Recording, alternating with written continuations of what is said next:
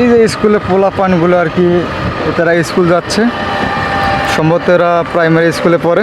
এমন স্পটে কাজ করতেছি, দেখেন এখানে কোনো লোকজন নাই, কেউ নাই। এখানে আমার পিছনে কিন্তু বিশাল বড় একটা নদী। এই যে রাস্তা ক্রসিং, এটা কিন্তু রাস্তা ক্রসিং একটা, দেখেন রাস্তা ক্রসিং হতে গিয়ে বড় গাড়ি সমস্যা হয়ে গেছে, যার কারণে এই যে নিউট্রাল তারটা কিন্তু ছিঁড়ে গেছে। নিউট্রাল তারটা কিন্তু ছিঁড়ে গেছে। নিউট্রাল তার ছিঁড়ার কারণে এখানে রাস্তায় তো আর লোক পাওয়া যায় না। এখানে তো রানিং রাস্তা, এখানে তো মানুষ আর হাঁটে না, গেলে সবাই রানিং অবস্থায় থাকে। যাই হোক, আমি বিশেষ করে ট্রাক যারা গাড়ি চালায় তাদের উদ্দেশ্যে শুধু ভিডিওটা করলাম। আপনারাও এখানে একটা দুর্ঘটনার শিকার হতে পারতেন। তো আপনারা যখন এই যেরকম বৈদ্যুতিক তার দেখবেন, অবশ্যই একটু দেখে শুনে চালাবেন।